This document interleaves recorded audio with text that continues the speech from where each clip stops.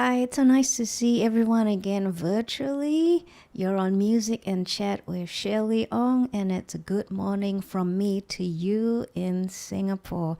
Please say hi in the live chat and don't be backward and coming forward. Let us know where you're tuning in from when you say hi. I see a few virtual bodies lurking in the live chat, so I know you're there. Please say hi in the live chat. Wonderful. So we're in Singapore in phase 2 post the country's lockdown, and life seems to have returned to the streets. A little further away in America, I want to wish my friends in America and those celebrating the 4th of July, happy 4th of July, happy Independence Day. Closer to home, we have the Australasian Computer Music Conference that will be going on from the 8th through to the 11th of July. Proceedings will be at online and the proceedings will take place from Canberra in Australia. This is the annual gathering of the Australasian Computer Music Association. That's July 8th through to the 11th. I feel like a newscaster today. News for today is gotta have my handy dandy mug of water onto lighter things. Saying hi to Sam from Sydney, Australia. Sam is getting close to his lunchtime as we are finishing off our breakfast here in Singapore. And for those on the east coast of America, you're getting ready for Betty Buys. Those on the west coast of America, you are probably having dinner right now. So please don't forget, though, to put your questions, if you have any, in the live chat, and I shall attend to them as the stream moves along. I know you 4th of July party goers are probably still finishing off your banquet meal and a drop of tea, coffee, or alcohol. So I will see you a little later. I'm sure I've already gotten notices from regular attendees that you shall be a bit later. So I shall begin the stream with a couple of pieces to perform for you, like I usually do. The first one is a movement from this concerto I keep on talking about. I've been writing them in movement at a time. They don't necessarily form the next movement from the previous one that I've written. They come as I get inspired by themes, ideas, or conversations with people.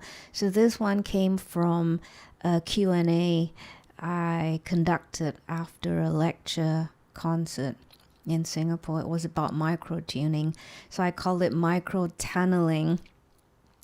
And I was toying post Q&A about the idea of micro-tuning for synth and theremin. The second one is Maya. It's a kind of a rock jig for my tin whistle. This is from my third album, Crossing Paths, written under the auspices of Xenovibes. And it's one of the pieces that Dean Parks, the guitarist who was on our guest on this live stream, was one of the pieces he played on. So I shall turn on my theremin cam for this purpose.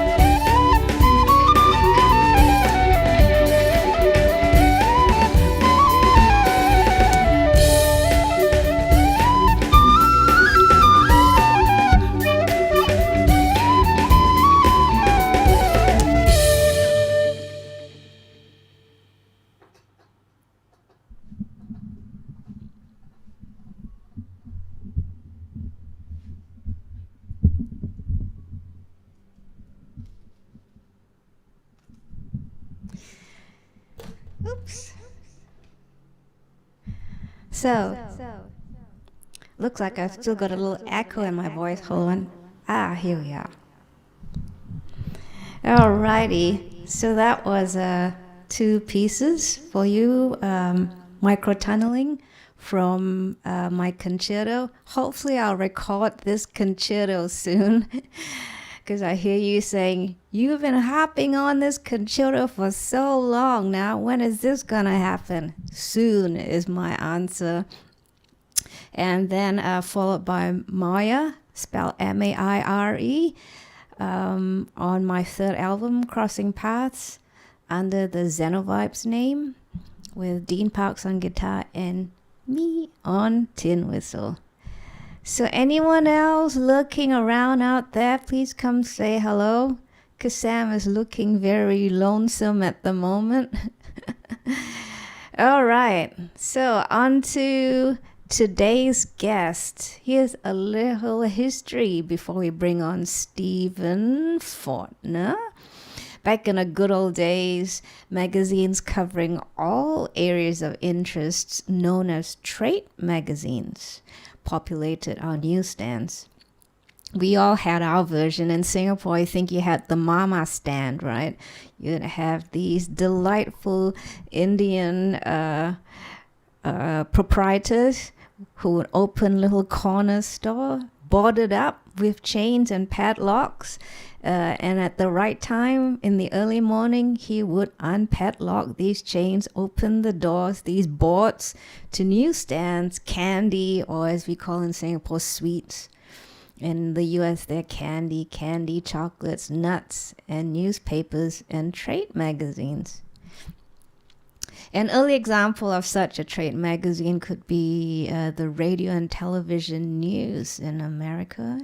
American publication, which in the 50s would feature in-depth product discoveries along with hobby kits for radio and TV enthusiasts.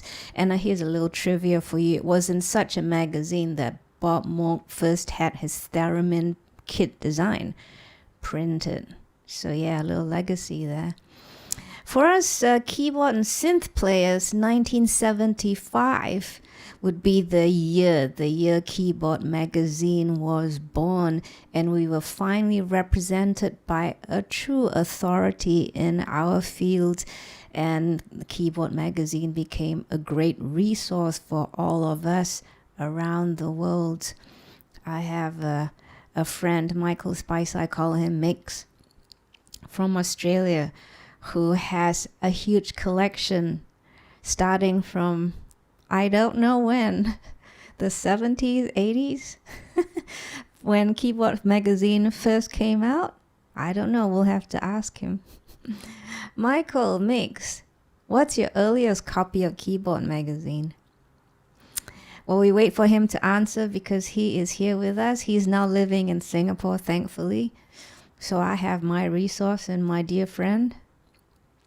So Keyboard magazine would eventually invite into its pages the myriad software and hardware devices that now make our home studios and our live events possible. What we've become so accustomed to having at ease. That's right. So our guest today was editor-in-chief of Keyboard magazine from 2009 to 2015, aka 2009 to 2015. Let's welcome Stephen Fortner. I shall dial him up on Skype.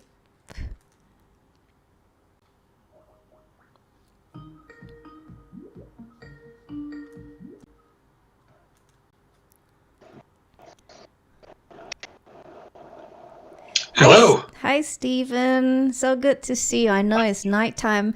Somehow your face is greatly illuminated by your computer screen, I think. Let's turn the brightness down a bit, then. Yeah. I'm thinking here, that is so much better. Now we can see your smiling face. Instead that's a question benefit. Cheers, Stephen. Mug of water I've got. Where's your tea? I don't have a drinking vessel with me, actually. Stephen and I both realized we're tea connoisseurs. Well, we'd like to think we're tea connoisseurs. And he likes Earl Grey, so do I. Look, Ray, I like a lot of herbal stuff because I like to keep the caffeine pretty limited, Quality. but occasionally I really do like a good pu'er. Ah, I do like The my pu'er green tea. tea next to my Earl Yeah. Grey. Yeah, I love green tea. It's Earl Grey for the morning because it's got a little bit more caffeine. Thereafter, green tea is a good substitute. Yeah. Because green tea doesn't have a lot of caffeine. No.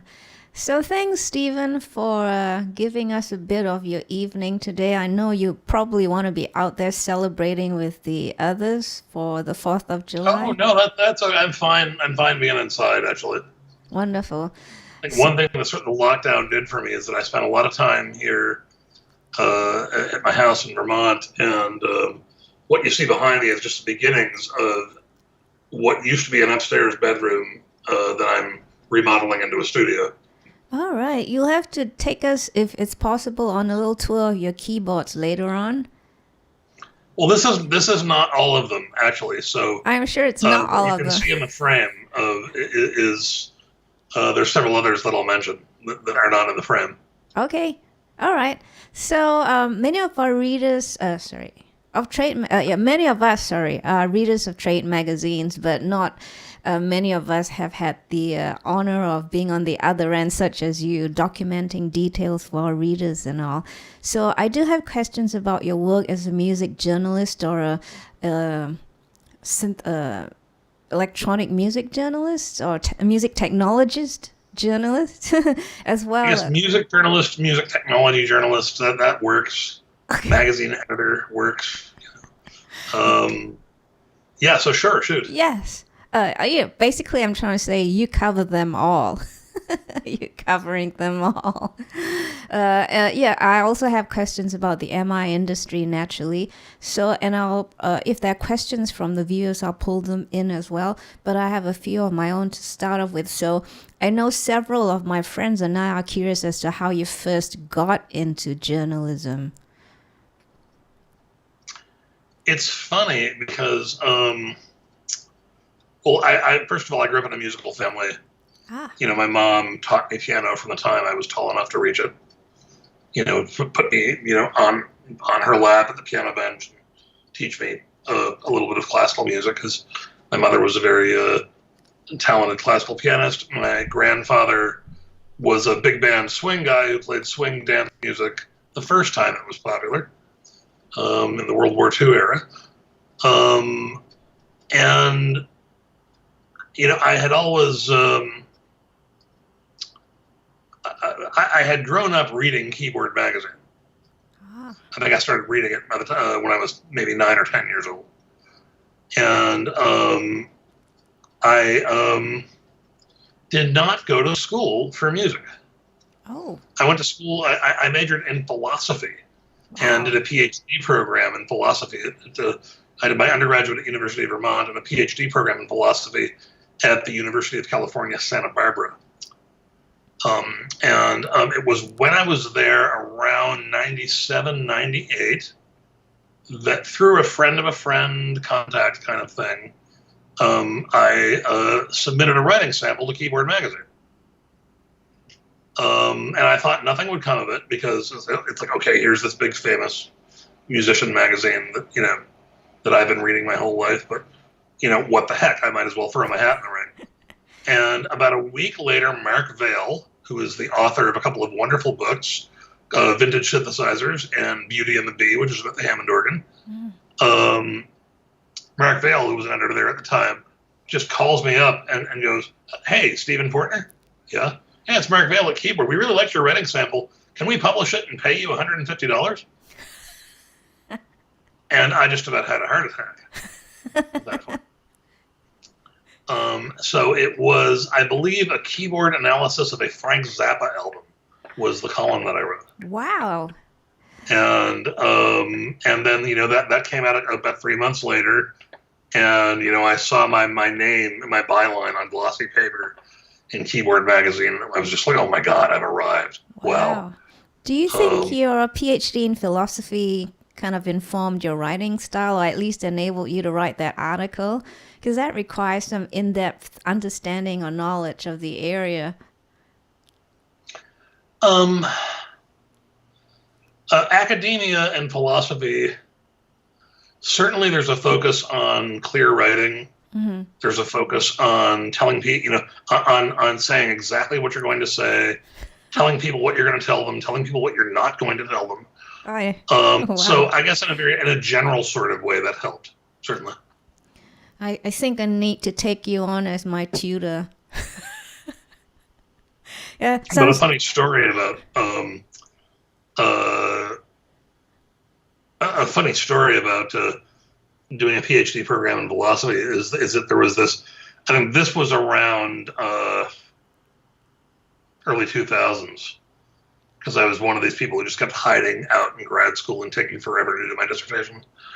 And my dissertation advisor called me on a Thursday and said, "Hey, we really need a chapter by early next week, or it's your ass." And and I said, "Okay." And I resolved to just, to barricade my door, paint my windows black, and write this dissertation chapter that was just criminally overdue. Yeah. And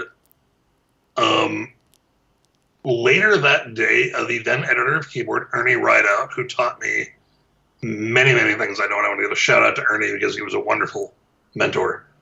Ernie calls me and goes, "Hey, Steve, can you go to LA this weekend and interview Depeche Mode?" Oh, wow.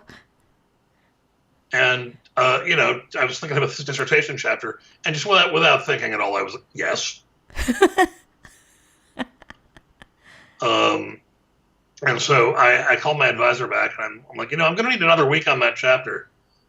And he was like, "What?" I was like, "I got to go interview Depeche Mode this weekend in Los Angeles."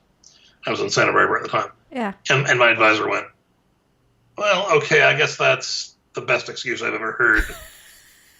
But I want to see the article." And I think I actually, print has about a 2 to 3 month lead time. Yeah. I think I actually delivered him a copy of that magazine before I finished the chapter of my dissertation in Oh, question. wow. Yeah, that's so to answer that's the long story long of how I got into music journalism. That's wonderful. So how was that interview? Were they as eccentric as they sound? I guess all creative people are eccentric in some way. I think I'm pretty mad sometimes, most of the time, but They were they seemed like it was David Gahan, the lead singer, was not there, so it was Martin Gore and Andrew Fletcher, and they were just both very down to earth and straightforward guys. Mm. And Martin actually lived in Santa Barbara, and I would see him around because I had a cover band in Santa Barbara that did 70s funk covers called Area. It was called Area 51, and they would. I would see Martin out in the local bar scene from time to time. Sometimes he'd come to see our band, and so I was already sort of comfortable around Martin. Mm. And they were just very straightforward guys. The kind of guys who'd watch soccer or football, as it's more properly called, at the pub. Just really regular guys. Their image as being kind of effete and really goth.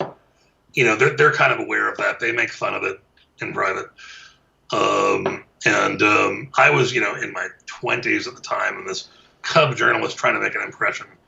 And I remember saying to Martin Gore, it was one of my prepared questions that I had in this notebook. And, I'm like trembling, right? Oh, dear. And I said, "Well, did you find that synthesizers were more suitable for conveying the dark emotions your band is known for?" And Martin looks at me and goes, "Not really. We found they were more suitable for conveying to the gigs."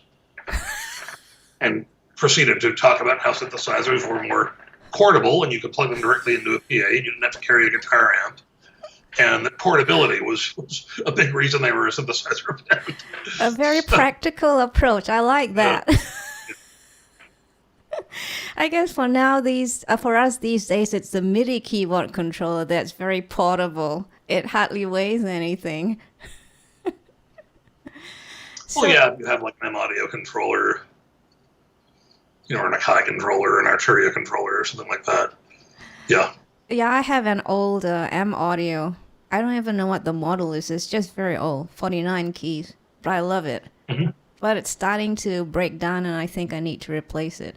Any recommendations for a good 3-4 octave MIDI keyboard and controller with all the knobs and stuff?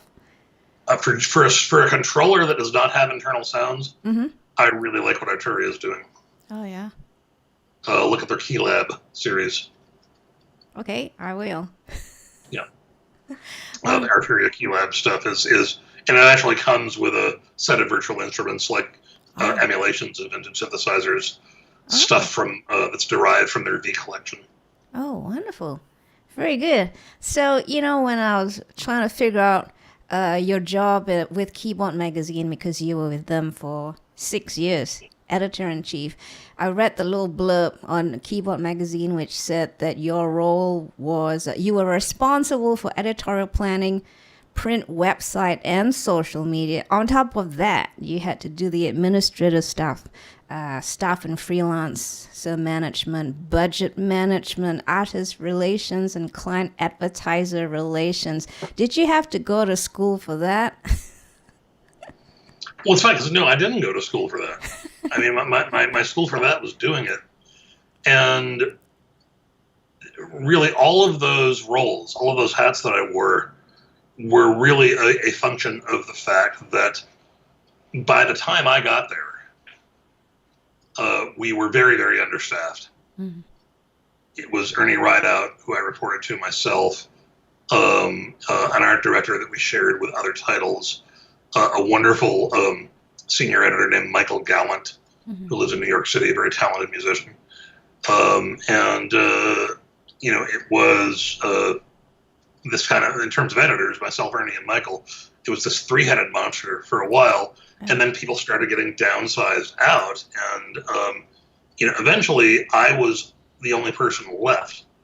Wow. So, our production manager, our art director, I shared with Guitar Player Magazine and Bass Player Magazine and EQ, and then later Electronic Musician, which our parent company bought. And so all of those roles really were kind of dropped in my lap. And it's like, okay, you're a pseudo publisher today, and you have to go schmooze these advertisers and keep them happy. Or today you're a social media manager. So yeah, I was juggling, a monthly print cycle, and many times daily social media cycle, 2 weekly email newsletters. It's the analogy that I like to make for that is trying to play something like 7 against 4, right? Trying to play in multiple time signatures at the same time. It was kind of like that. So it was just, I'm not sure I was especially good at it. It was just like riding a mechanical bull and trying not to fall off. Yeah. Wow. So did you then discover you had skills and talents beyond your dreams? You realize who your metal, what you're really made of? Because you had to come up with all these abilities overnight, or over a course of a few days, but you had to make it right. I guess that was your vital role, right? If you didn't balance all the duties correctly or adequately, things would fall apart.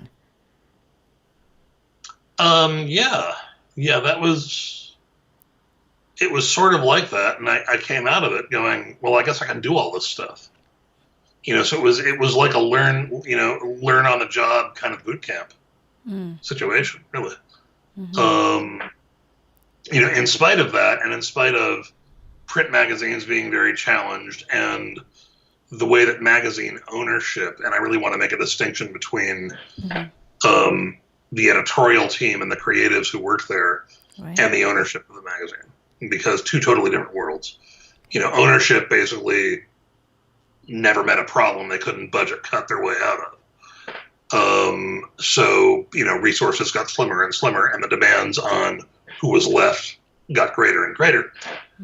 Um, so, yeah, it ended up being, kind of this learn by doing boot camp. And when I left, and I left in September 2015 voluntarily because I could just see the writing on the wall about magazines. Yeah. And I felt that I kind of wanted to do my own, freelance work, Yeah. marketing work, and so forth. And but by the time I left, it was sort of the case that I realized, wow, I've,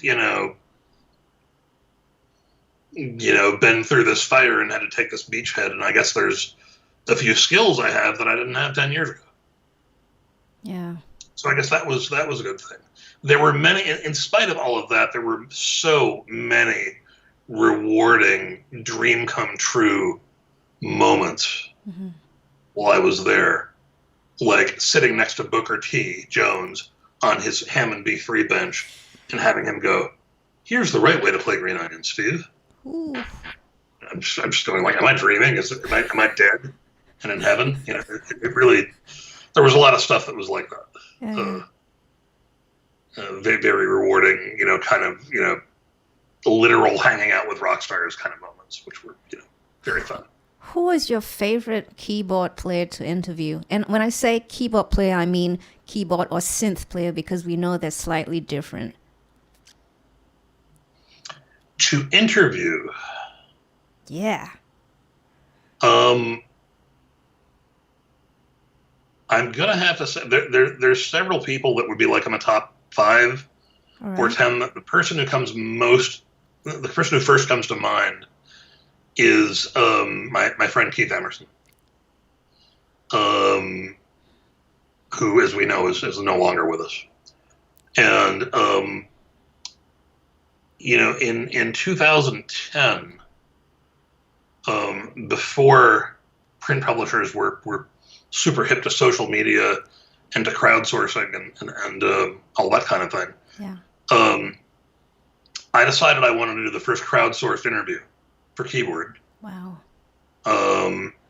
And Keith agreed to be the interviewee. And so on the music player forums, which are at forums.musicplayer.com, which were the umbrella reader forums for keyboard, bass player, guitar player magazines, EQ magazine. I'm going to tell you more about those in a minute. Yes. And as you describe it, I will type out the URL as well so everyone can see what it is. No worries. So I put this call out on the forum for questions on the Keyboard Corner, which is part of the music player forums. It's the keyboard player forum, the Keyboard Corner. And I'm like, hey, got questions for Keith Emerson? Type them in here and I'll ask them. And the top 25 questions became the basis for the interview. And Keith and I sat on Skype like you and I are doing one night and went through all these questions, and I had a recorder running, and he just answered them all and was very forthcoming and very funny and very warm, as he is known to be. And so for readers of the magazine to be able to pick up that magazine and see their question in it and read Keith answering it was, with chat rooms and with fan forums, with social media, we take all this kind of thing for granted. And, again, because I was working for a kind of old school print publishing company, we were late to the party with this sort of thing in 2010. But for people to be able to read one of the greatest rock and roll keyboard players of all time answering their questions and to see it in print, see it on glossy paper in, I believe this was the December 2010 I think. It was either 2009 or 2010. That was just tremendous. And Keith's openness and approachability totally made that happen. So I would say for how much of a friend to the magazine Keith was, he was my favorite person to interview. Is any of this material online? Here's the thing. You might have to go to web.archive.org to find, the Wayback Machine, as it's called, to find some of this stuff.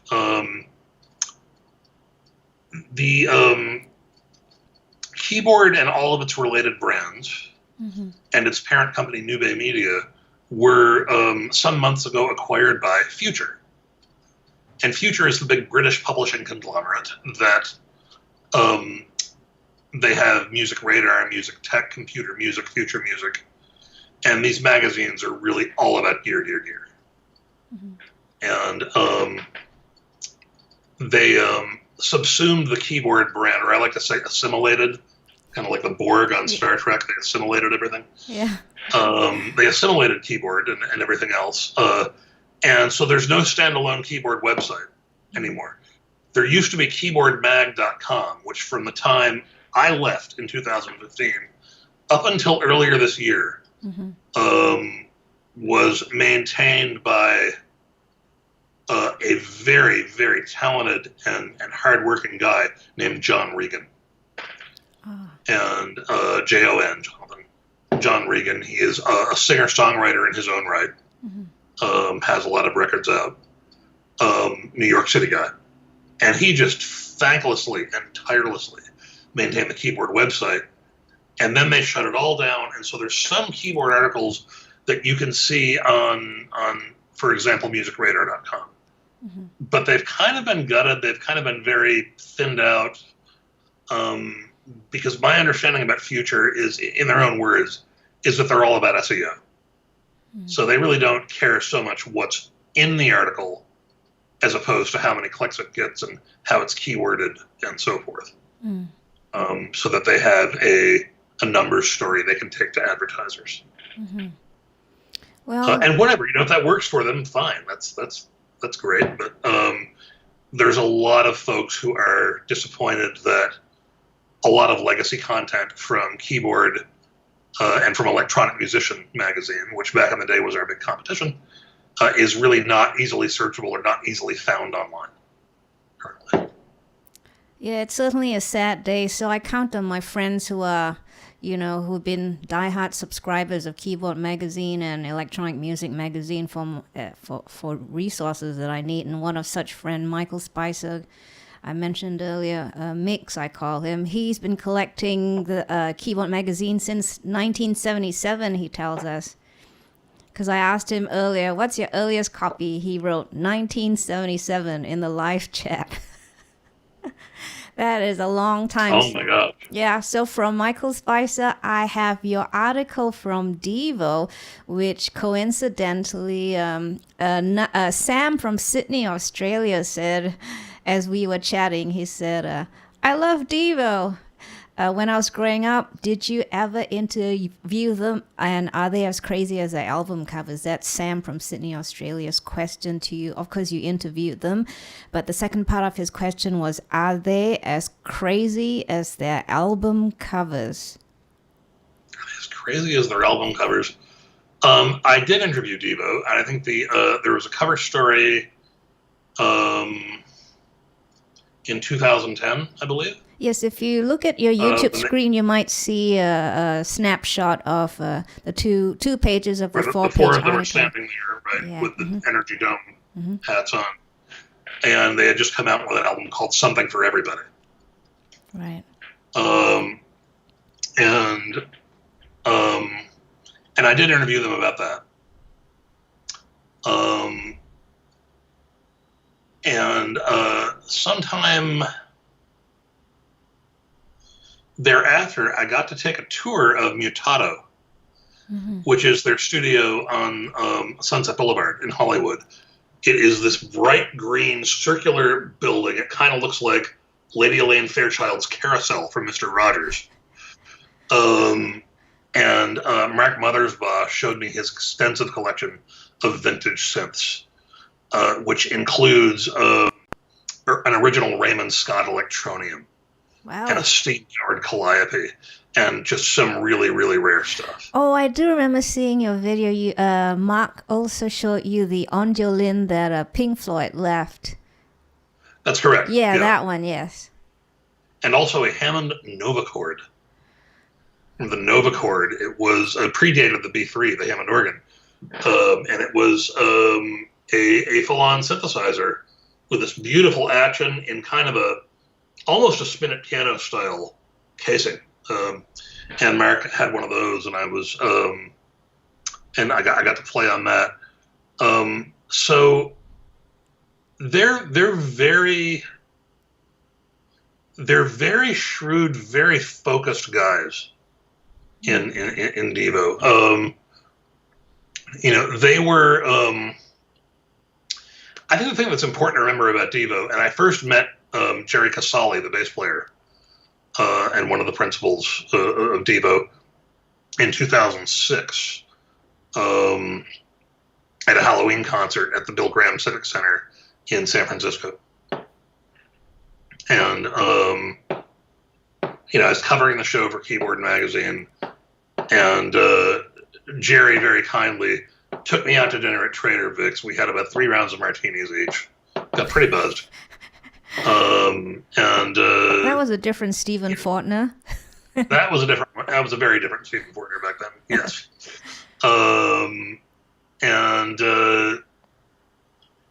He just dished about the band and the origins of the band. I think the important thing that you got to remember about Devo is that they were a punk band. They were a protest band. Mm-hmm.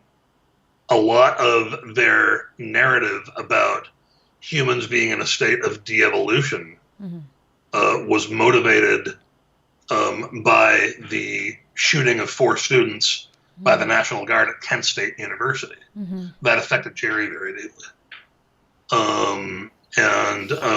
So they really were out to make a statement about how people are devolving from their best selves. Mm-hmm. And I'm if you just pick up a newspaper or scroll through your newsfeed today, it kind of looks like they were right. Yeah. But Mark has had all of his soundtrack work and become a total Hollywood guy outside of the Devo band brand. Mm-hmm. So I would say no, they're not as crazy as their album covers. They are artists. Yeah. They are making a statement. Yeah. And their art is crazy, and their art is frenetic and full of protest energy. But they are very focused and very, very smart guys. I have tremendous respect for them. Yeah. I found this interesting quote in the magazine article. It had Mark Mothersbaugh saying, which isn't to say that by looking for a new sound and a new language, we were trying to be obscure. We actually wanted to be commercial at the same time, to be likable. And Jerry said, well, we knew what we liked, and we thought everyone should like it too. Ha ha ha. That's pretty much it. Yeah. No, they weren't trying to be, they weren't trying to be surreal. They weren't trying to be unapproachable. They were trying to couch a very important message in stuff that everybody could relate to. Do you think we kind of expect our artists to be the voice of social change, to speak on our behalf, or that we support such opportunity for them to speak on our behalf? I don't know if in general I'd flip one way or the other about that. Sometimes we certainly do. Mm-hmm. And in terms of musical artists, certainly. Uh-huh. So much great music has its roots as protest music.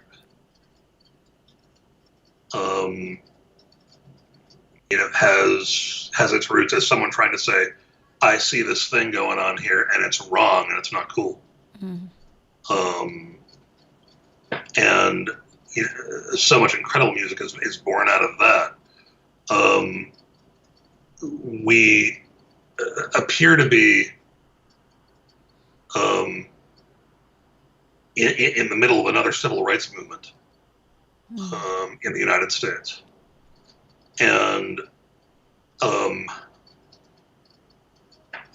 I want to acknowledge that nothing I've ever written about and the majority of what I listen to and love and what makes me feel good just from the standpoint of music or a beat or a melody,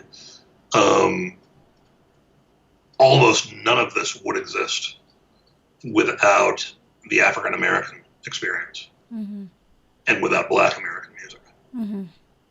So, you know, in that respect, yes, very much. But sometimes, you know, I don't think it should just be on artists to be the voice of social change. That should be on everybody, right? I mean, if your talent is art, then by all means. But in you know, in treating everyone as though they are a human being with rights and dignity, regardless of their skin color or national origin or sexual orientation or the way they choose to express their gender or anything like that. You know, art has one role to play there, but whatever your talent, if your talent is writing, you know, if your talent is that you're really good at mathematics, then find some way to make mathematics serve that goal of human parity and equality. Of course.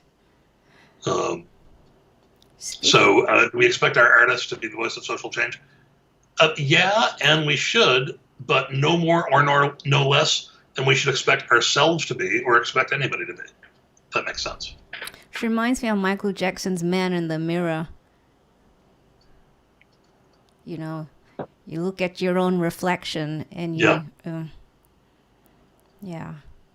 Speaking of change, I found this quote in that same article from you, Stephen Fortner. Okay. And you said, Don Buchla famously saw the synthesizer as freeing us from the keyboard. The Mini Moog and Prophet, on the other hand, were for putting on top of your Fender Rhodes and playing licks on. So coincidentally, last week we had Chris Curell, a good friend of mine who played on and worked on Michael Jackson's Bad album. And he was a guitarist, still a guitarist. And during the 70s when the Mini Moog and gang were the popular friends amongst musicians, he felt really left out. He thought, well, I'm a guitar player. I don't want to play a keyboard-based synthesizer, but I want to play a synthesizer. So he turned to the synclavier and his Synth X as a solution. So it's Fairlight Synth X, yeah. Yeah. So I'm just curious what your thoughts are on music instrument designers finding new shapes in instruments in order to provide new ways of making music, but really having to start from real-world instrument designs as the point of departure. Can they come up with something that's totally different, and for us as musicians to say, ooh, I could deal with that? It's not a reference I'm familiar with. There's no context. It's not a keyboard or a bass instrument, or it doesn't look like a guitar or violin or drums, but I think I can deal with that. It's challenging. So to go back to the quote that you quoted about Buchla and you know, and then Bob Moog and Dave Smith on the other hand, that was a reference to the East Coast, West Coast schools of synth design, right? Mm-hmm. And whether that was as much of a divide as people like to say it is the source of a lot of debate. But for what it's worth, the rough narrative is that the East Coast school of thought, as typified by Moog, said that a synth had to have a 12-note piano-like keyboard on it to be saleable in a music store and to be something that musicians would recognize and be comfortable with, whereas guys like Buchla thought that a synthesizer should have, you know, whatever kind of interface on it would free up creative expression. And the point of the synthesizer was to evolve us beyond the piano of Cristofori and, you know, the 12-note. Well, Cristofori is not responsible for the 12-note keyboard. That's, you know, dates back to the pipe organ, which predates the piano. But so yeah, in terms of new designs altogether, Mm-hmm. what I have learned from from trying to make my living off the keyboard market for the last 20 years is that it's really hard to make new designs stick. Mm-hmm.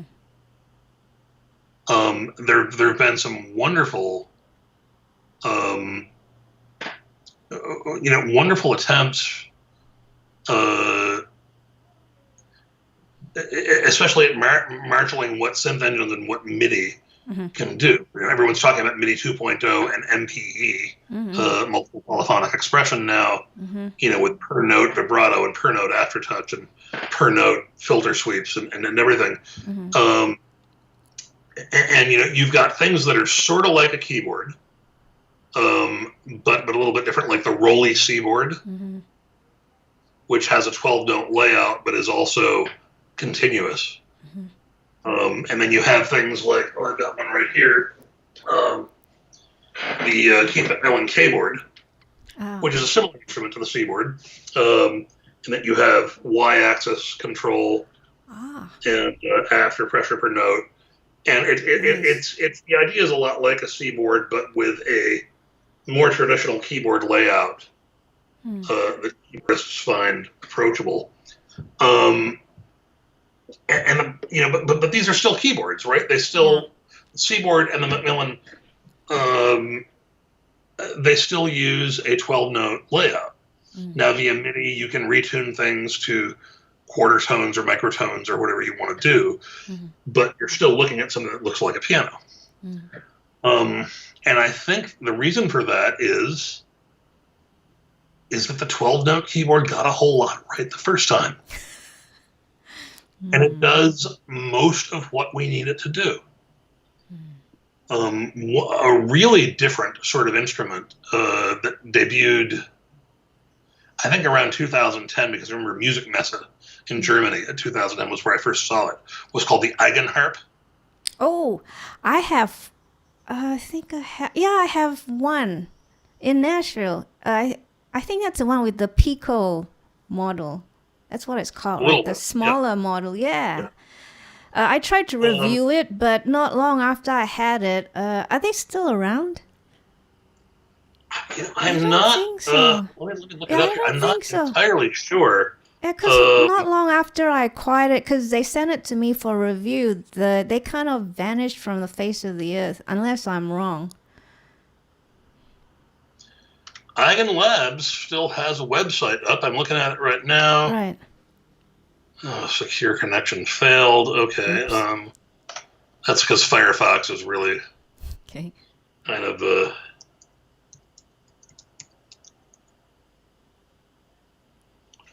okay, I've got it up on Chrome. Firefox can be very protective.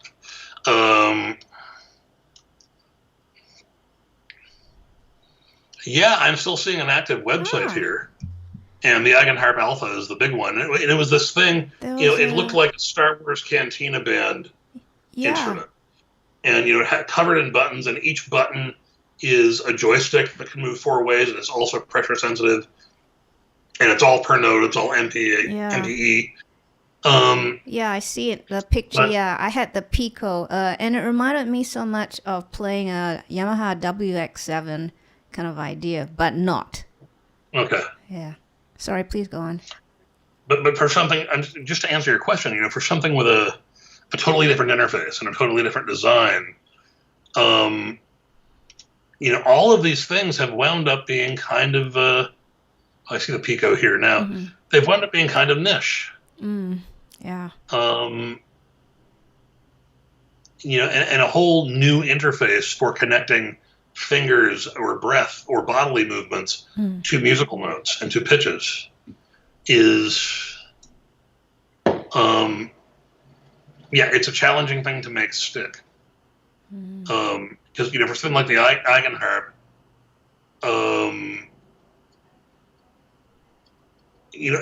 at the commercial level, or to make it a really valid, ongoing commercial concern, okay, you're going to get one, I'm going to get one, Jordan Rudess is going to get one.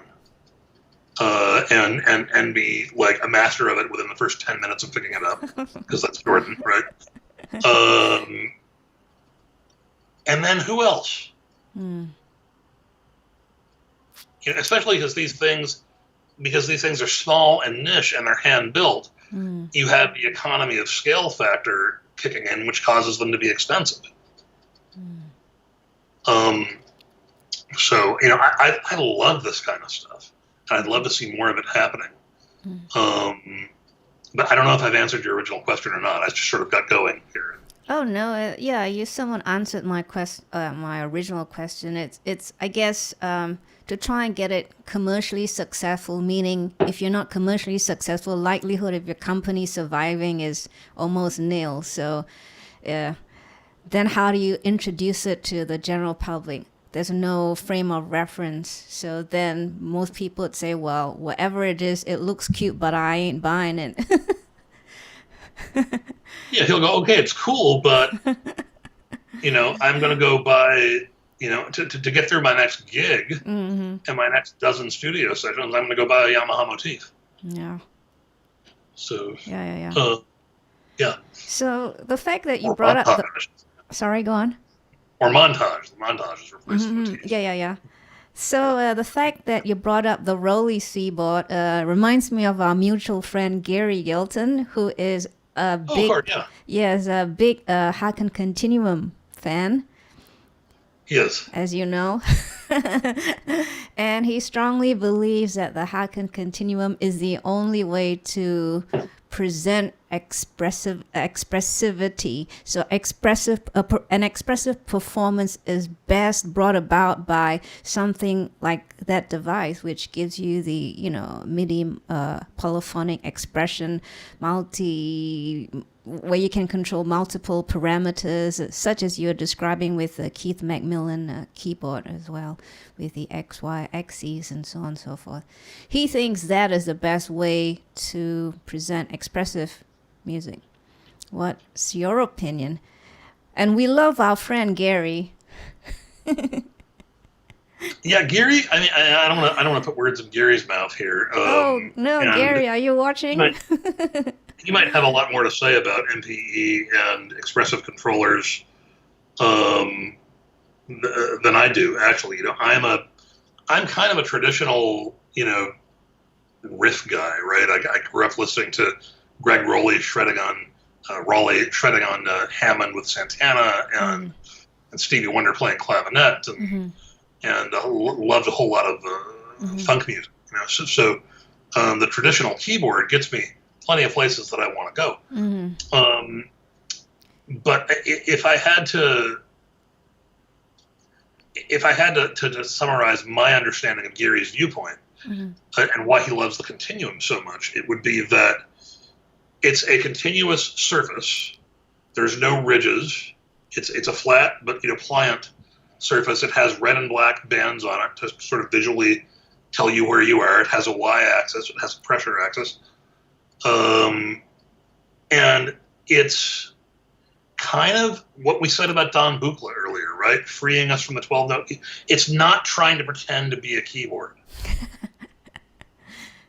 Right? It has keyboard-like visual references on it, but that's it. It is a surface on which you can be completely expressive.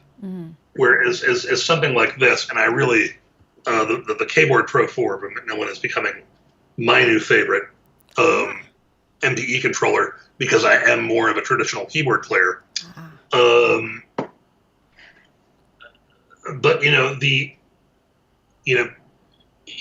terms of truly expressive instruments, the keyboard layout is a sort of training wheels factor to have what we're comfortable with, and the continuum doesn't really do that. And it is more in that spirit of Buchla, designing instruments that were just meant to be a completely new concept. And I think that's probably why Gary loves it so much, because I know he's really into that. Exactly. I had a question here that I wrote down to remind me. I want to ask you about it, so let me have a quick... Hold on. Oh yeah, here we are.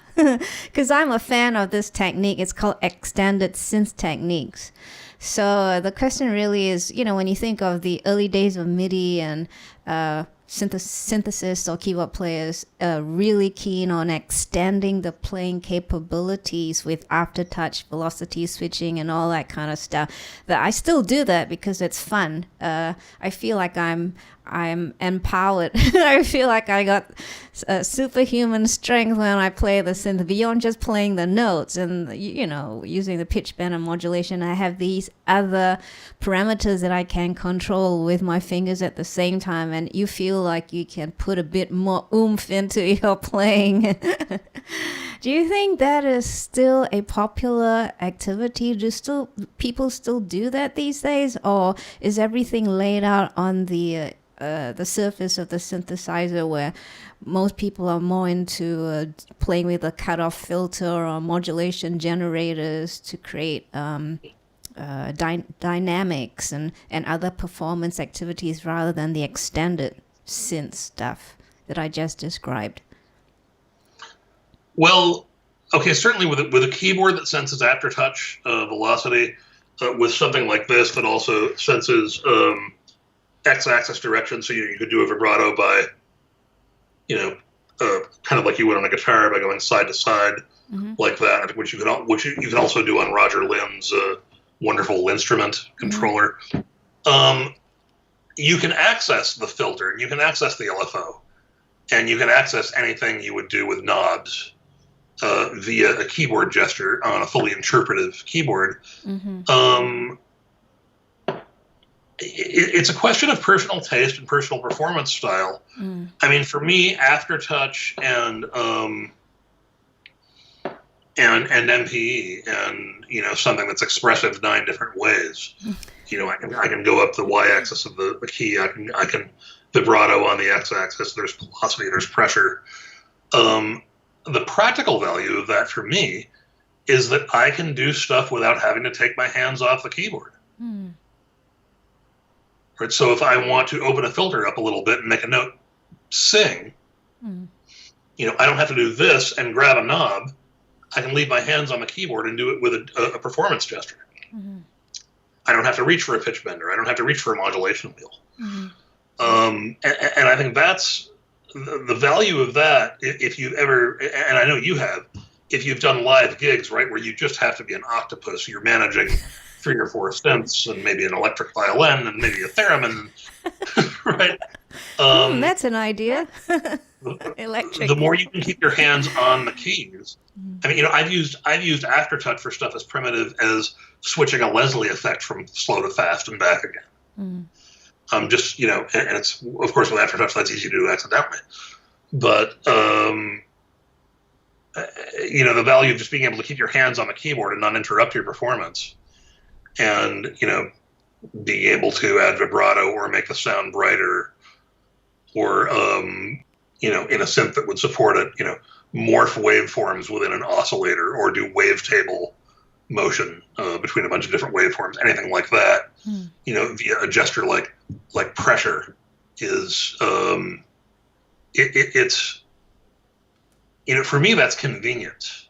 That's convenience and ergonomics, as opposed to being really, it's not about being really arty and experimental. It's about convenience and ergonomics for me. I don't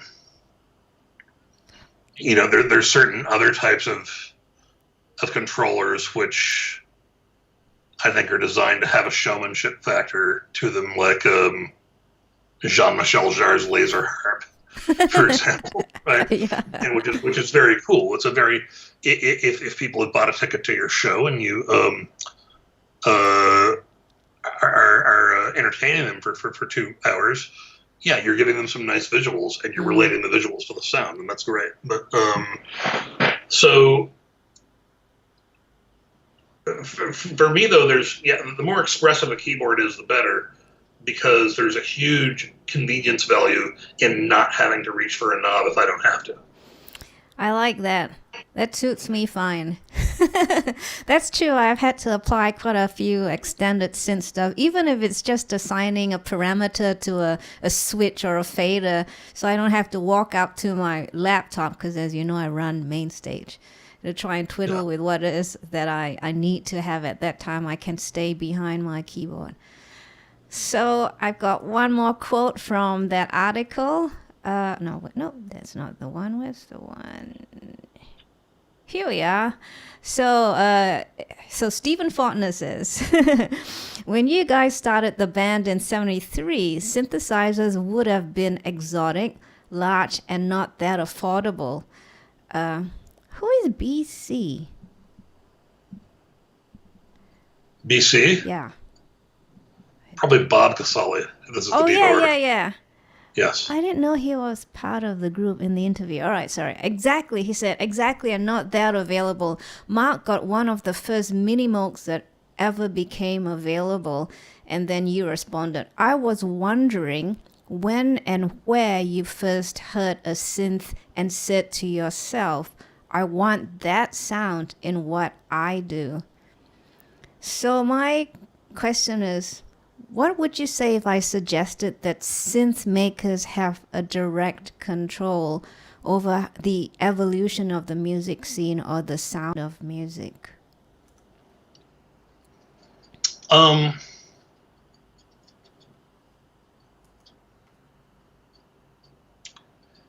I think they do.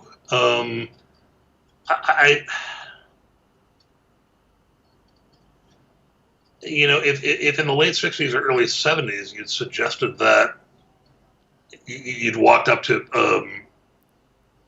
someone like Dr. Bob Moog and said, I think you have a direct control over the evolution of the sound of popular music, I think he would have been delighted and thanked you for your optimism. Because I don't know that anyone expected it to blow up in the way that it did. Of course, going back to Keith Emerson. Mm-hmm. Keith Emerson with his Moog modular, and I should say Moog, not Moog, Moog, rhymes with Vogue. That's right. I always slip up. I often slip up and say the wrong pronunciation, and I even once called Bob Moog to his face, and he was very gracious and did not correct me. Michelle will correct you. Yes, she will. But at any rate, if you'd walked up to Bob Moog and said that, I think he would have been delighted. Keith Emerson bringing the Moog modular into rock and roll was a huge thing that took the synthesizer out of the university music lab, which is where it lived before, and put it on the big rock and roll stage. And we all remember how that thing looked during the Lake Placid Olympics and Keith playing Fanfare for the Common Man. Mm-hmm. And so do synth designers today have control over the evolution and the sound of music? I think if you look at the history, if you look at, ELP at the Lake Placid Olympics up to now, and you look at all of the sounds that have become signature in that time, from the Yamaha DX7 marimba sound on Axel F from Beverly Hills Cop, right? Mm-hmm.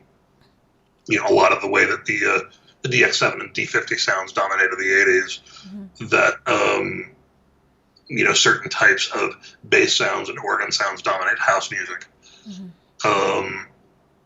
Certainly the sounds that have been available have had a huge influence on what music sounds like. But again, I think that it goes back to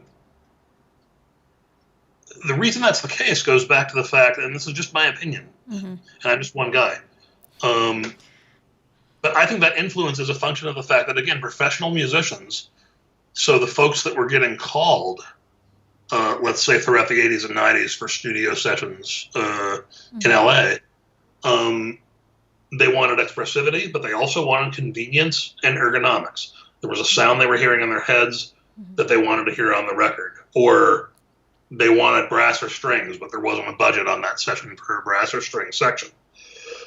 And therefore, a certain brass or string patch might have gotten used a whole lot, and now people want that brass or string patch, right? They don't want a real brass or string section.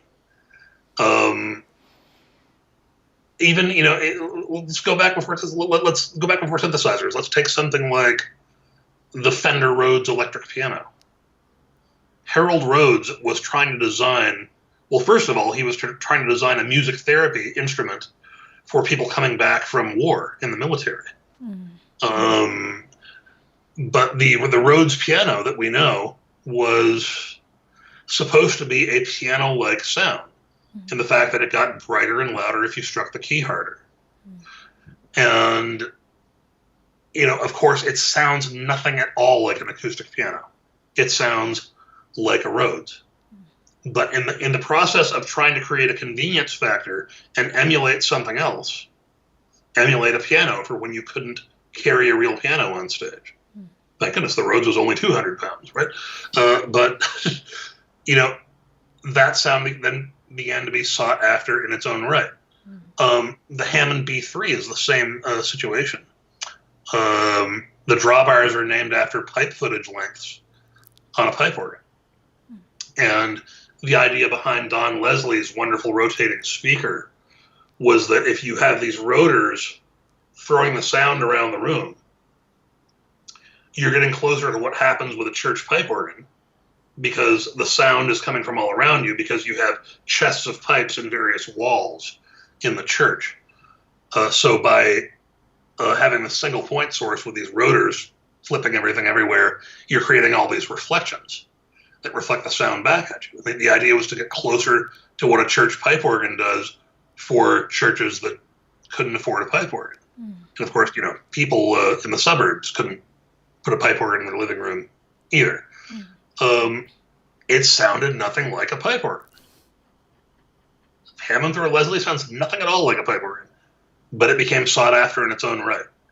So with regard to the whole theme of synth design influencing the sound of popular music, I think sometimes it's because of these wonderful happy accidents where musicians and designers are looking to create convenience and utility to do something else, and then you know, to emulate a pipe organ or a piano or a string section or a brass section or whatever it is.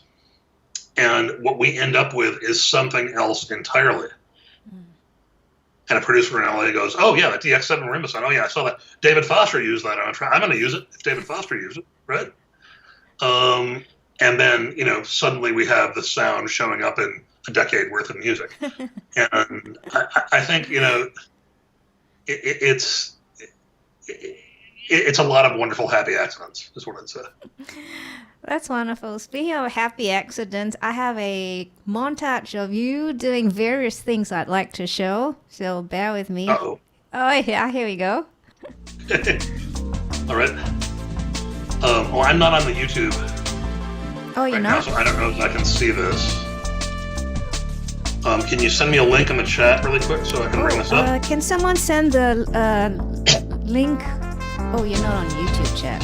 All right. Hold on 1 second. I'm just on Skype with you. 1 second, please. We really enjoyed working with Native Instruments on developing the brass. It was a multi-year process from to completion. We've been developing brass for years, and we always come back to contact. We're sitting here in front of Michael's very famous Moog modular, which was used on Michael Jackson's Thriller and a million other things. All of them.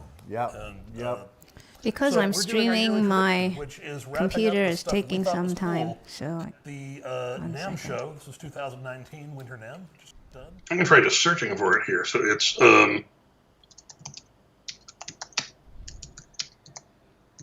if you type in my name, if you type in SHUE, you should see it come up with my full name and go to that site. okay, I've got it. I've got it right here. Very Okay. good. Yeah. Okay. It's So just that because I'm streaming, be it's some just latency, must be. lagging. Let me play it again quickly for everyone. Hope you don't mind for Stephen's sake, so that he can relish in his achievements. Okay, this is yeah. So I this did a it's, montage of 3 of them.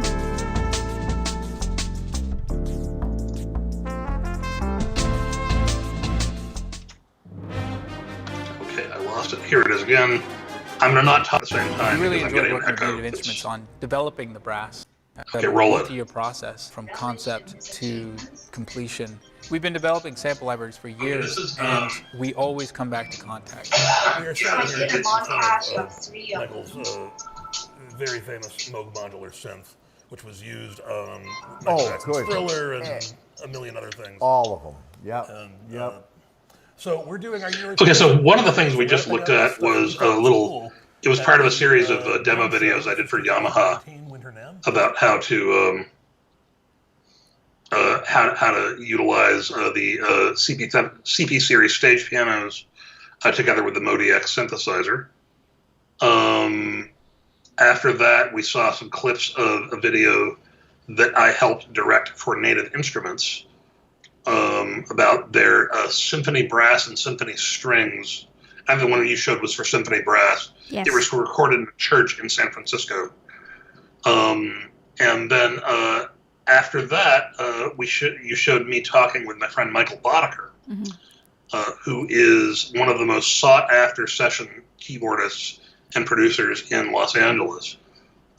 Wonderful, wonderful human being, one of my very best friends in the industry.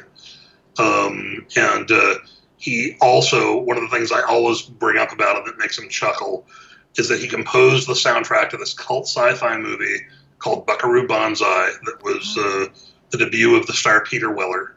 Also Ellen Barkin and John Lithgow was in it. Oh. And Michael and I have a tradition after every NAMM show of getting together and just BSing with each other about what gear we saw and what we thought was cool. And that was the last bit of that little montage that you showed. So, you're a man of many creative talents, I see. So I bet you the question of everyone's lips is, how many creative talents must one exercise to be a journalist these days? I bet you there's no one just like Stephen Fortner, but to try and be like Stephen Fortner, what must you have skill-wise?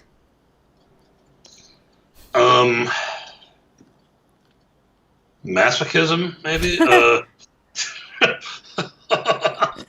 Oh my gosh.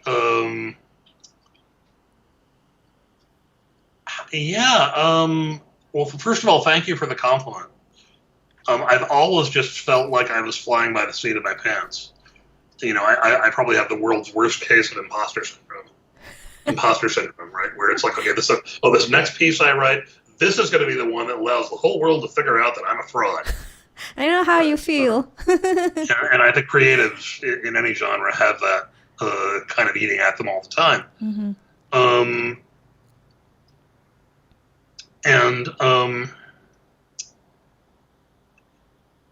Gosh,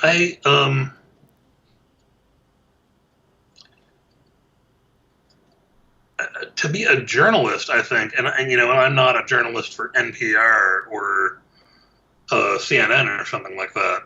I try to get people excited about music and synthesizers.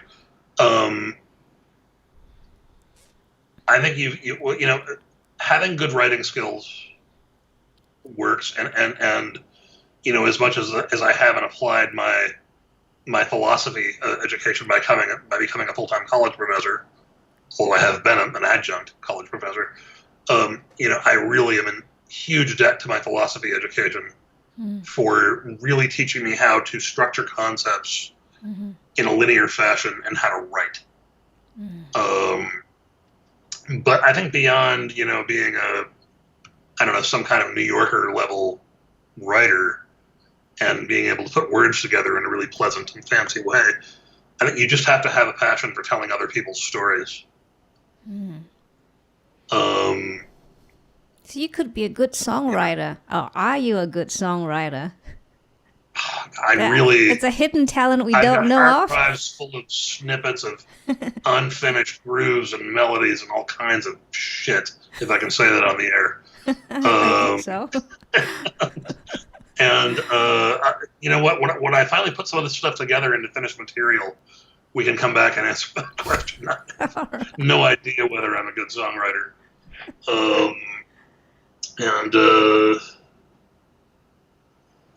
Yeah, and it's funny when you asked me about the journalism thing, because journalism was something I found myself doing rather accidentally, and then really, really fell in love with. And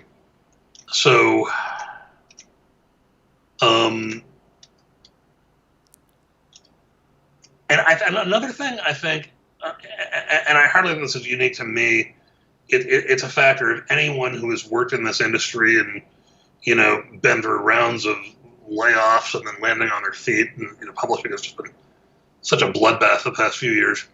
And I'm going to give advice here that I haven't always followed, because I'm by nature a procrastinator, and I'm by nature a lazy person, and I just have to kick myself in the head every day to not be that, and to create the content that I'm due to create.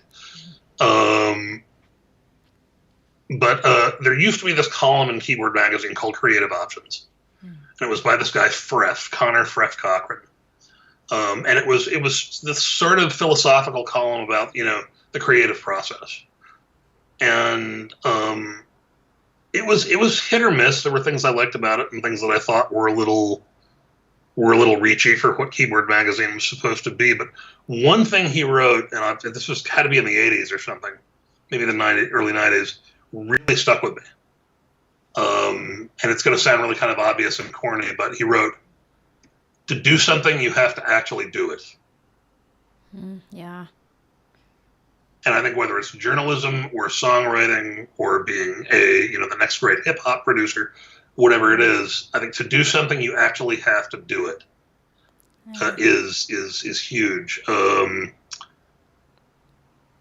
Hunter Thompson, the sports writer and journalist, and, you know, icon of the 60s drug culture and 70s psychedelic culture in the U.S. You know, when he wasn't high out of his mind, he was a really, really brilliant man. And, you know, he said something that stuck with me as well.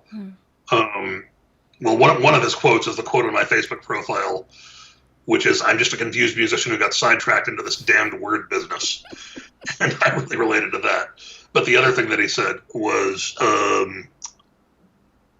that, you know, when all the partying is over, when all the socializing is over, I'm not quoting this exactly, but, you know, when all of, you know, whatever the trappings of working in music or entertainment or journalism are, like whatever the image of it is, he said, there comes a time when, to keep on being me, I have to barricade the door, paint the windows black, and just be a writer. And that really stuck with me, because it was like, okay, yeah, it's fun to sit in cafes and talk about what you're doing, but eventually you got to lock your door and do it. And sometimes doing it isn't fun. You know, we're talking about people who I found inspiring. You know, Spalding Gray, the monologuist who committed suicide, once said, "I hate writing, but I love having written." And that stuck with me as well. Wow. So it's a lonely job, isn't it? But is there a glamorous side to it? All that drinking the coffee or whatever. No, sorry, you don't drink coffee. Drink tea and socializing. Would you consider Herbal tea is about that the only thing I drink these days. No caffeine, no alcohol. Would you consider that's been a wonderful thing, actually. Would you consider that a perk? You know, a lot of people think, oh, you work in the creative industry. How fun. It must be very glamorous. They never see behind the scenes. The behind the scenes is the lonely part, the one where you really need to knuckle down and do the job. Is there a glamorous side for your work? Do you think there is There one? there have been glamorous moments, certainly, and I mean, there's times when being that I'm a nerdy mama's boy who grew up in Vermont, learned to play classical piano, and was this geeky chubby kid who got praised for reading 3 grades above my level, and learned to write on my mother's IBM Selectric typewriter with a correcting ribbon. Yeah. And so, being that nerdy kid, there's been glamorous moments, and they've certainly been fun, and they've certainly been ego stroking. Like, yeah, okay, hanging out backstage in the green room at Jimmy Kimmel and doing shots of Kettle One with New Order. Yeah, that's fun. That is colossally fun, and I'm very grateful for those types of experiences. But to continue to have access to that, you have to spend a lot of time by yourself. Most of what I've done in the last 15 years or so at this point is sitting at the computer. Mm-hmm. Is cussing out my video camera for dropping frames. Is whatever it is. Yeah. So yeah, I mean that's what it is. If I said that all of the glittery hanging out with rock stars, being the guy with the backstage pass around my neck, I'd be lying if I said that wasn't fun. Then I haven't had a ball with that, because I have. Gotcha. Thanks. So but it's not what matters at the end of the day. If you write good stuff and you produce good content, that's how those people invite you back. Here. So I found this little gem of a YouTube video that you posted up after the 2013 NAMM. It's about social media, and I'm gonna show it right now. Not sure if you can see. Editor of Keyboard Magazine, and I've been asked to offer a few thoughts on how social media is affecting both I've got about a minute worth of latency on my own here. Things like that. So how social media is affecting the MI industry and affecting the MI journalist, the job of the MI journalist, like myself. You come to the NAMM show, the National Association of Music Merchants Trade Show, and at one point it was all about giving people your undivided attention, all about direct eye contact, and all about establishing and building relationships. And it really still very much is about that, but now at the same time, you've got to break away from that eye contact to operate your device and explain to your client that you are putting a picture of their cool new product on Instagram, which is going to your website right now. And it's changed the job of the journalist, because back in the days, print magazines being the only way for this information to get out to the public. And we still operate a monthly print magazine very successfully with a large following. You should advertise it. But what readers want, what the public wants, is real time all the time.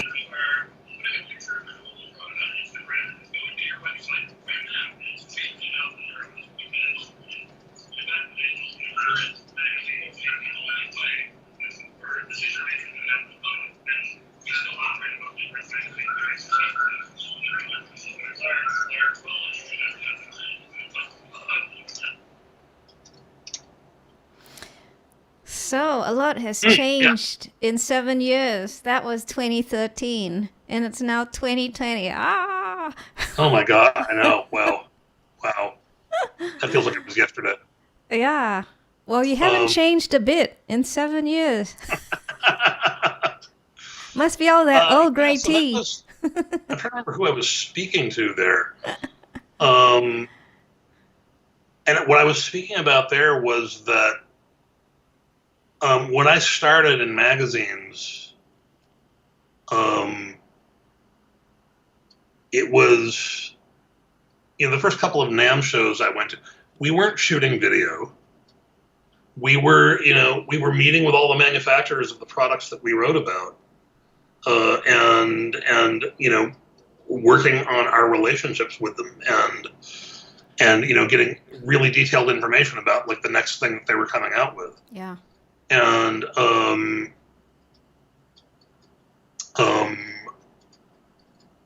as the need for real-time coverage grew and grew, and you wanted to make people watching your Instagram or your YouTube feel like they were at the NAMM show with you, that you've got to have that eye contact and that intimacy with with the guy from Avid or the guy from Motu, or or with Ivana Manley or with whoever it is, and you're trying to maintain that warmth, but at the same time, your other eyes look at the review finder. Yeah. and it's just got to be this weird schizophrenic sort of thing. Because it's what we all do now, right? Yeah. We're all broadcasting ourselves all the time to maintain our brands, like you and I are doing right now. Yeah, we all have an independent movement of our eyeballs now. Yeah. Yeah. Maybe like the Geico Gecko or something. So you can save 50% on your car insurance. Oh, it's a lousy accent. So it's crazy how we consume our information online now. How has this affected your work, you think? So instead of print, it's online. Has it affected your work at all? Or the business? How it's affected me, well, in some good ways. I mean, I would say that when you're used to being able to put out material on a monthly cycle, which is what a print magazine does, okay, you have, as you're approaching the day when you have to ship the magazine to the printer, there's about a week and a half of your life that's pure hell, and the rest of it's kind of fun. It's hard work, but it's fun. Hard work. Going to an online cycle, basically how it's affected my work, and I'm not, I don't work full time for a publication now. Well, I sort of do. We're going to get to that. We're going to talk about Music Player Network, please. But I don't work full time for a conventional print magazine. And what's changed is that if I want to stay relevant, if I want anyone to give a crap about what I say, or watch my content, I've got to do a lot more of it and a lot faster. Mm-hmm. And and I'm not at the level like some YouTubers are at the level of putting out daily content. I'm really impressed with that. Yeah, and I'm not there yet, but I'm trying to get there. And so how it's affected my work is that you got to do a lot more, a lot faster to stay relevant, because it's about, quality of content is certainly important, but the quantity, the regular intervals, the repetition of, if you have, even if it's, say, every other day, if you have a certain post or a certain podcast or whatever that drops at the same interval, whether it's every day, every 2 days, every 72 hours, whatever it is, that same interval, that's going to have an effect eventually. It has an effect on SEO, and it has an effect on people knowing that they can come back to you and find out what's new. Yeah. Like the websites that I go back to every day, I are ones where I'm asking myself, what new thing am I going to learn today? Because this website every day has something new that I need to know. And on that subject, the forums that I mentioned earlier, forums.musicplayer.com, these started 20 years ago as the umbrella reader forums for keyboard, guitar player, bass player, and EQ magazines. And when Future bought everything out, they really weren't that interested in the forums. And my good friend David Bryce was able to negotiate with them and take ownership of the forums, because he had been the forum moderator and he'd been the guy thanklessly keeping the thing alive for about 20 years. And David Bryce has been a product rep for a lot of people.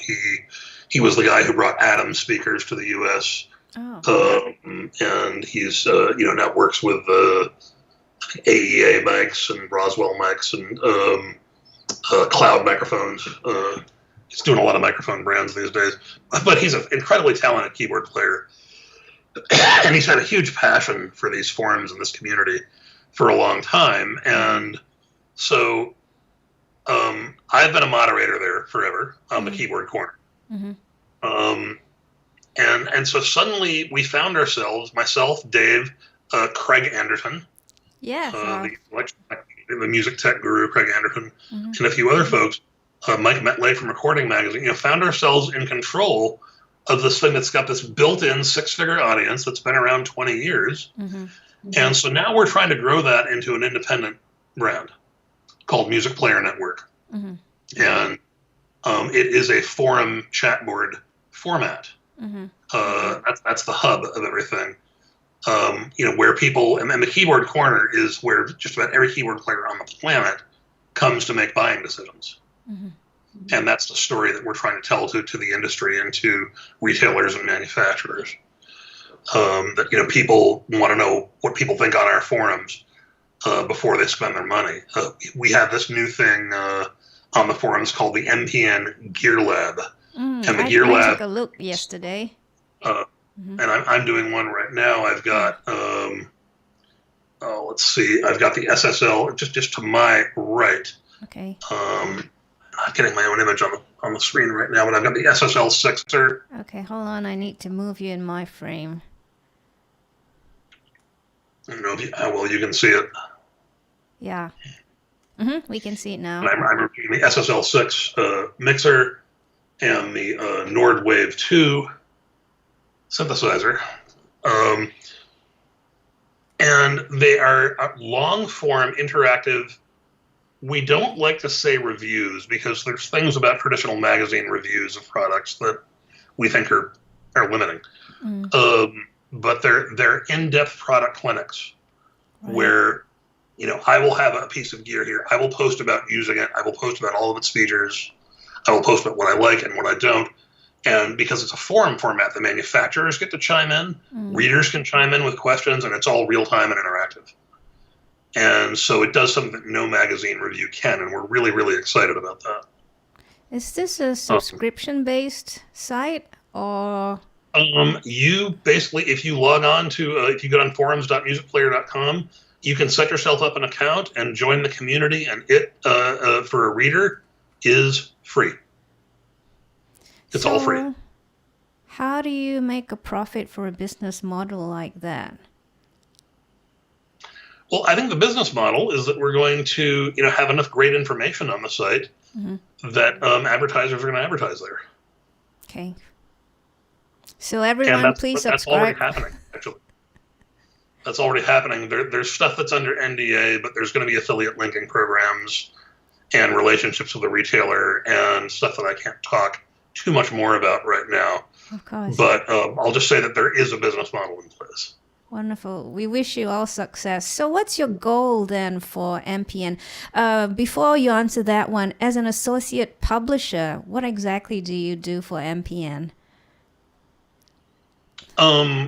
Well, as senior editor and associate publisher is in my signature on all my forum posts. And it's funny, that came up because I asked Dave Rice, hey, what do you want to call me? How's this? Oh, okay. And he was like, yeah, that sounds good.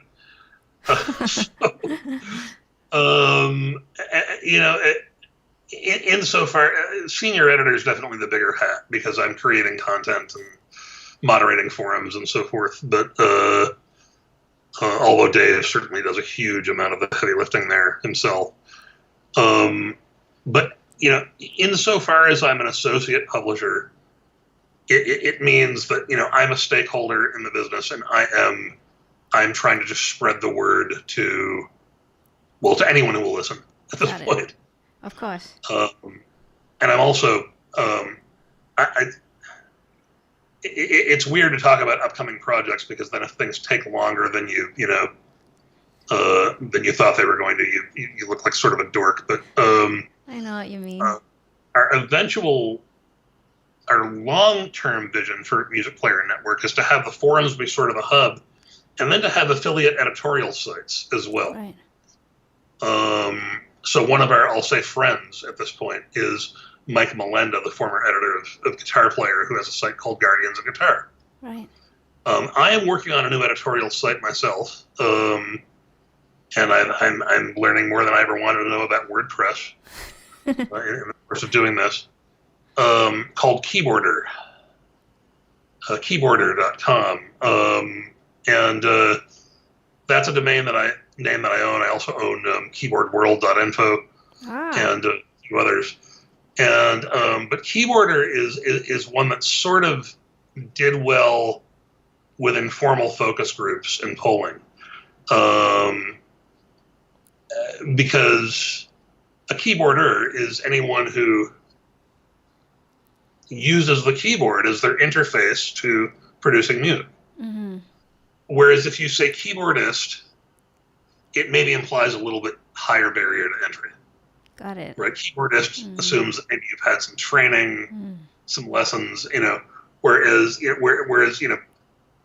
someone who can enter a note at a time on a 25-note M audio controller might not be a keyboardist, but they are a keyboarder. Mm-hmm. I like that definition. So I also like that's the noun sense of the term. There's also the adjective sense of the term. Okay. Where, well, there used to be this wonderful thing that we all loved called Keyboard Magazine, and if it was keyboard, my intention is to be keyboarder. It's even more keyboard. So it's in my tenure as editor-in-chief, I got Keyboard Magazine to our 40th anniversary. It lasted another couple of years after that before it folded in print. And for me, Music Player Network and the forums, given the quality of the audience and the quality of the thought and the prose that goes on there, both prose, PROS and PROSE,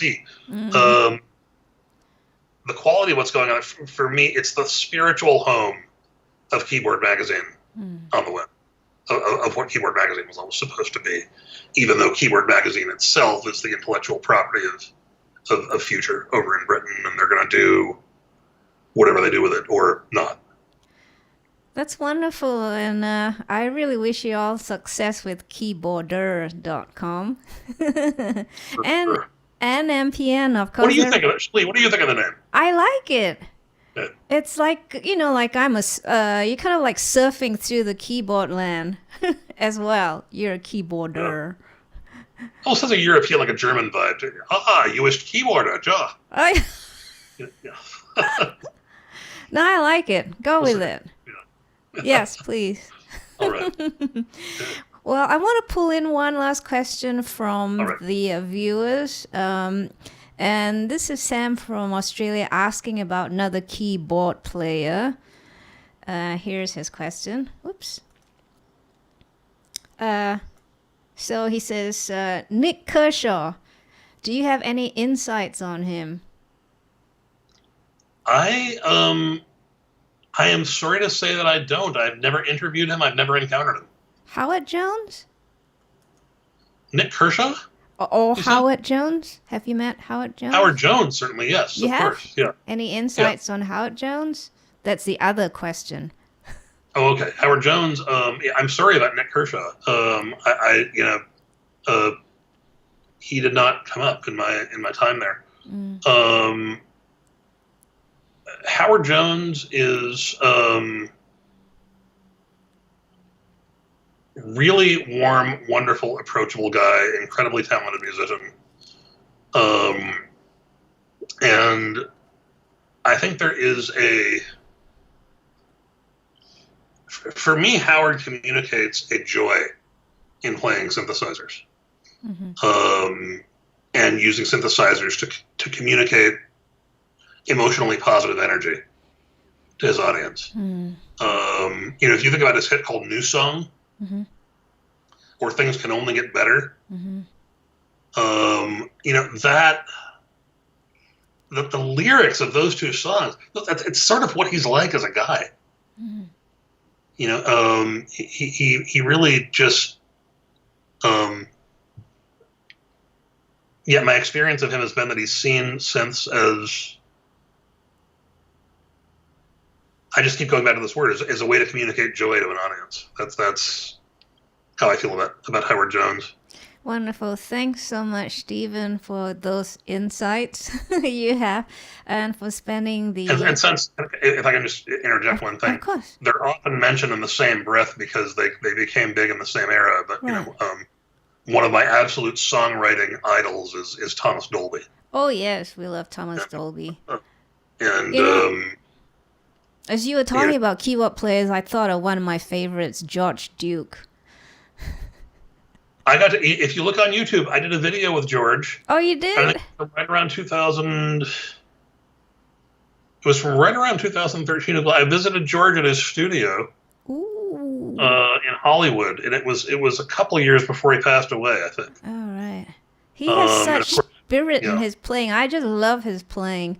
And I love storytellers, and he's a true storyteller. Yeah. Another really just warm, funny person.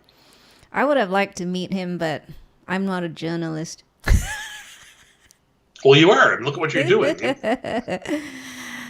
Okay. Thanks, Stephen, so much. It's late. I need to help you get some people on here that are a lot more famous than me, for God's sakes. I don't know. No, you're pretty famous in our eyes, so thanks, Stephen. It's late, so we want to let you go, hit the sack and all that sort of stuff. I know you've...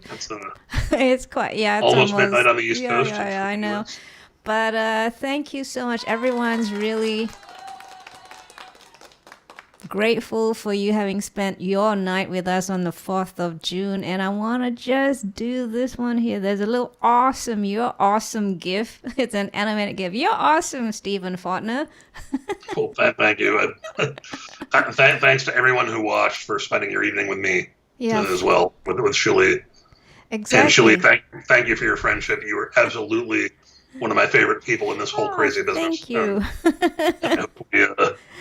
I hope I get to see you stateside when all of this COVID stuff has calmed down somewhat. I hope so too. I really enjoyed spending time with you. It's so rare to find, to be on the same in the same part of town at the same time. But this kind of makes up for it, and it was sure fun to chat with you about things that we love. Likewise. Yeah. So thanks, Stephen, again. Please take care. I will catch up with you again soon. If not in person, maybe Skype one of these days. But look after yourself, please. And you as well. Be safe. Be healthy. I will. And all the best again with MPN and keyboarder.com.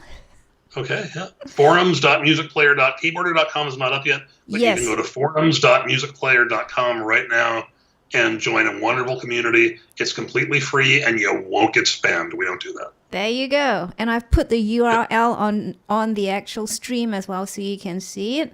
And once again, thanks, Stephen. I'm going to hang up on you, Skype. So take care. Good night, Stephen. Good night. Bye. Bye-bye. So everybody, that was Stephen Fortner, a wonderful person, full of stories, chock-a-block full of stories. He could write books and books and more books if he wanted. I really enjoyed his philosophy on all things music. It was a wonderful chat we had. So if you haven't subscribed to my channel yet, please do so and pass it along. We would really like to have more viewers to make it more lively and fun for all of us in real time, interacting with each other. So please pass it along. And I want to thank you all for simply being here and spending this morning in Singapore with me. I have another guest next week in the form of Scott Barry. Scott is the product specialist for Roland Corporation in the keyboard department. I thought it'd be fun to extend this whole chat on keyboards and also to cover MIDI 2.0 and its implementation in the first MIDI controller bearing MIDI 2.0 and is MIDI 2.0 compliant. And Roland seems to have been the one in this race. Their Roland A88 Mark II is the first MIDI 2.0 compliant MIDI controller, MIDI keyboard controller. So I hope to see you all next week. Once again, thank you and have a safe day or evening, and I'll see you next week. Thank you, everyone.